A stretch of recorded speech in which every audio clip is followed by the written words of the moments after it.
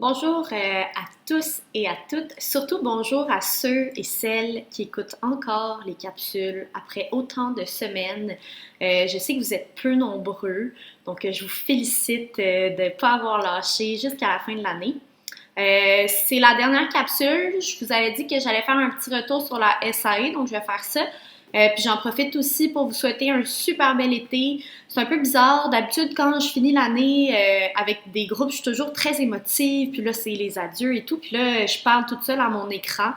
C'est ça. J'ai vraiment hâte de vous voir l'année prochaine. C'est vraiment dommage que ça se soit terminé comme ça. Puis je veux vous féliciter aussi de ne pas avoir lâché. Puis même si vous avez lâché un petit peu, je sais que ça ne doit pas être facile pour vous de vivre tout ça. Je m'imagine adolescente là, à votre âge, puis ça aurait vraiment été difficile pour moi. Donc, vous êtes bons. Je vois qu'il y en a beaucoup qui restent super positifs. Il y en a beaucoup qui font encore leurs travaux. Donc, c'est tout à votre honneur. Puis, c'est juste un au revoir parce qu'on va se revoir l'année prochaine, peut-être pas en classe, là, mais dans les corridors au moins. Alors, sur ce, dernière petite capsule, c'est le retour sur votre production écrite. Vous allez voir, là, il y a quelques-uns d'entre vous à qui j'ai écrit des commentaires directement dans votre copie sur Shobi. Là, c'est juste un retour global sur vos textes que vous avez écrits en lien avec les boissons énergisantes. Donc, on va faire un petit retour en lien avec la structure. Donc, juste par rapport aux parties là, du texte explicatif qui ont peut-être été plus difficiles pour vous. Puis, on va faire un petit retour aussi par rapport aux erreurs relatives à la langue. Donc, erreurs de syntaxe, ponctuation, tout ça qui ont été le plus souvent repérés dans vos textes. Alors, ça va comme suit. Pour ce qui est de l'introduction, la partie où vous avez eu le plus de difficultés, c'est le sujet posé, puis pourtant, c'est pas trop difficile parce que vous avez le droit de juste reprendre la question et de la réécrire telle qu'elle. Mais il y en a qui veulent pas nécessairement faire ça, mais ce qui arrive, c'est que parfois, vous allez déformer la question. Donc, la question, c'est pourquoi les boissons énergisantes sont-elles néfastes pour la santé? Il y en a beaucoup qui m'ont dit, qui m'ont donné comme question, les boissons énergisantes sont-elles néfastes pour la santé, là, par exemple? C'est pas la même question. On voit qu'il y a une question en pourquoi, puis une question en est-ce que les boissons énergisantes sont néfastes pour la santé, là, si on peut dire ça comme ça. Donc, quand vous tombez avec ce type de questions-là, c'est plus de l'explicatif. Ça devient ça devient plutôt de l'argumentatif. Donc, on reste dans la question en pourquoi. L'année prochaine, ça va plutôt être des questions à débat, là, si on veut.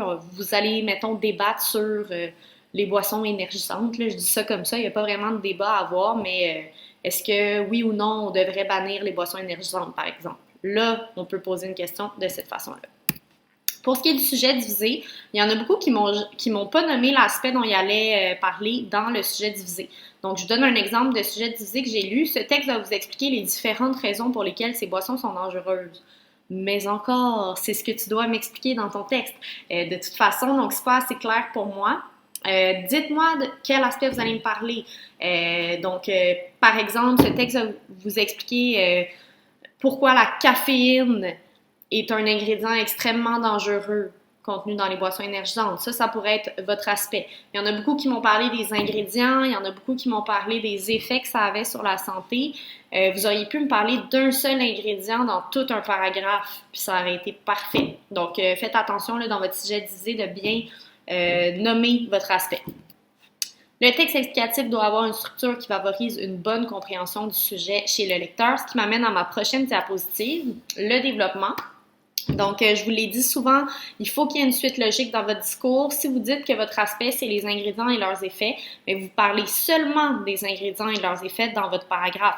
Il y en a qui me nommaient un aspect aussi dans le sujet divisé, par exemple les ingrédients, mais que dans le paragraphe de développement, vous ne parliez pas des ingrédients, vous parliez seulement des effets secondaires que les boissons énergisantes peuvent avoir, là, par exemple. Donc, si vous me nommez un aspect dans votre sujet divisé, il faut me parler de cet aspect-là dans votre développement.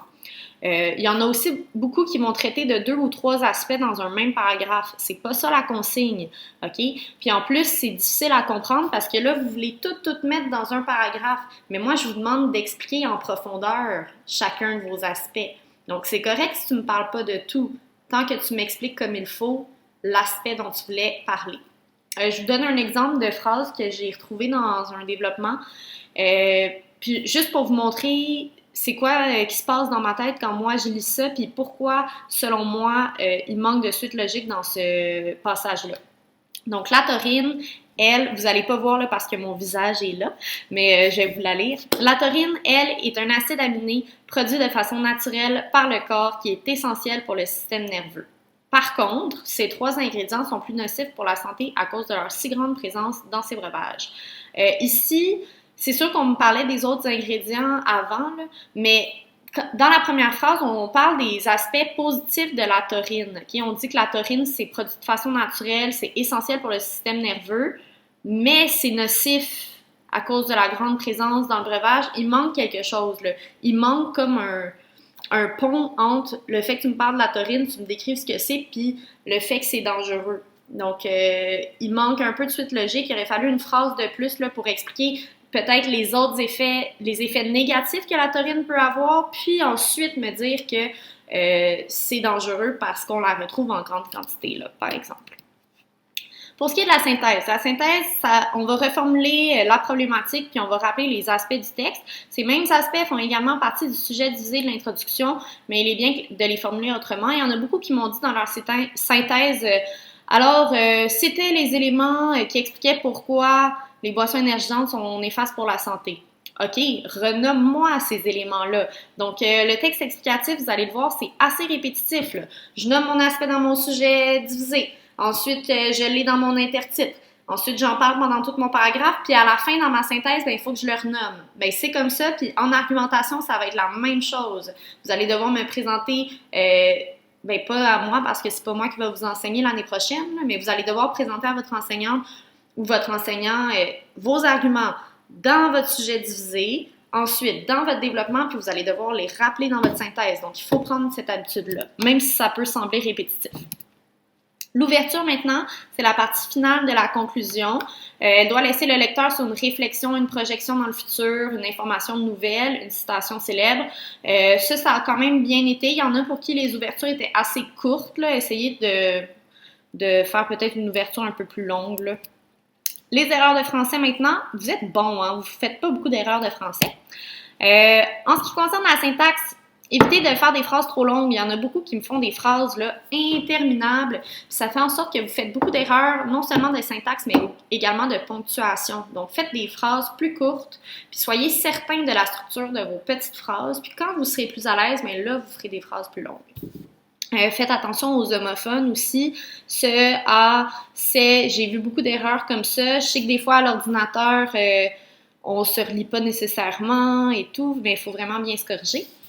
La répétition de la préposition lors d'une énumération aussi, c'est important. Donc, si vous faites une énumération, par exemple, les boissons énergisantes sont déconseillées aux femmes, aux enfants et aux femmes qui allaitent, il ne faut pas oublier de répéter la préposition. Maintenant, la ponctuation, je vous le répète encore, faites des phrases plus courtes. Il y en a qui mettaient des virgules devant des verbes. Donc, entre le sujet et le verbe, là, il ne faut vraiment pas faire ça. Puis, il y en a beaucoup qui oubliaient de mettre leur virgule devant la conjonction de coordination. Il y en a aussi qui la mettent après. On dirait que vous le savez que quand il y a un mais, un car, un donc, il faut mettre une virgule, mais vous ne savez pas où la mettre. Donc, elle va avant ce petit mot-là. Donc, virgule, car, virgule, mais. Puis, surtout, une conjonction de coordination, on ne met jamais ça en début de phrase. Donc, on ne commence jamais une phrase par mais, on ne commence jamais une phrase par car, parce que ça sert à coordonner 2 éléments dans une même phrase. Une conjonction de coordination, donc il faut qu'il y ait quelque chose avant et quelque chose après. Ça ne peut pas être ça qui commence notre phrase. Orthographe grammaticale, un exemple d'erreur, là, les ingrédients que contiennent cette boisson, c'est la boisson qui contient, donc faites attention de bien repérer votre sujet, là, parfois il va être placé après votre verbe, on porte attention à ça.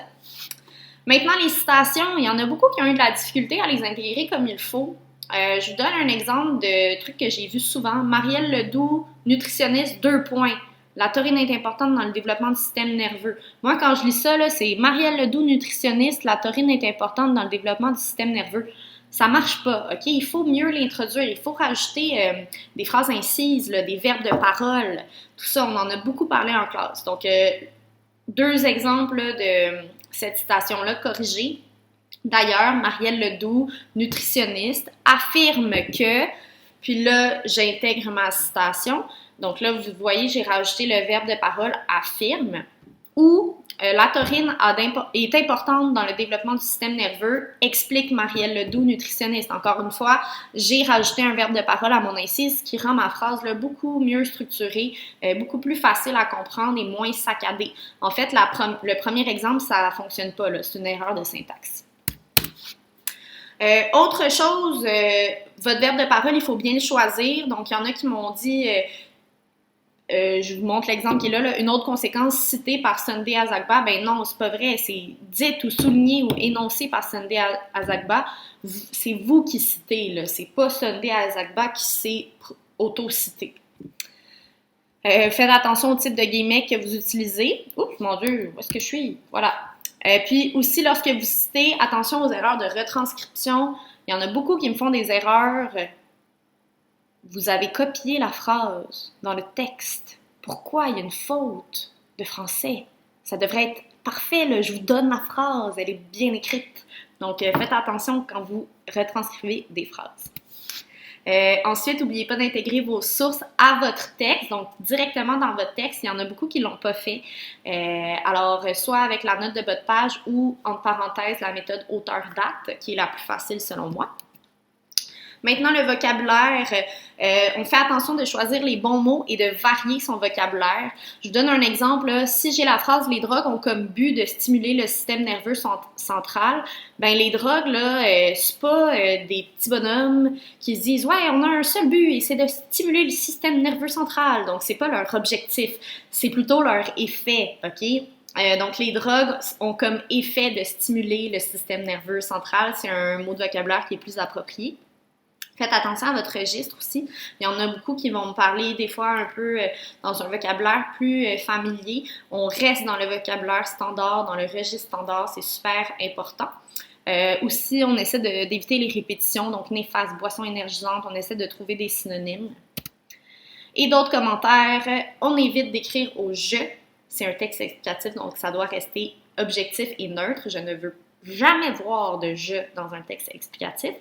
Ensuite, vous relisez votre texte une fois en faisant abstraction des erreurs de français, juste pour vous assurer de la suite logique. Là. Puis, est-ce que mon texte est clair? Parce que votre but, là, quand vous écrivez un texte explicatif, n'oubliez pas que c'est de vulgariser un phénomène ou d'expliquer un fait qui peut être complexe. Donc, il faut que ça soit ultra clair et ultra facile à comprendre.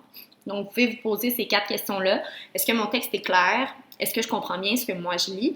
Puis est-ce que les différents éléments que je présente sont directement liés les uns avec les autres?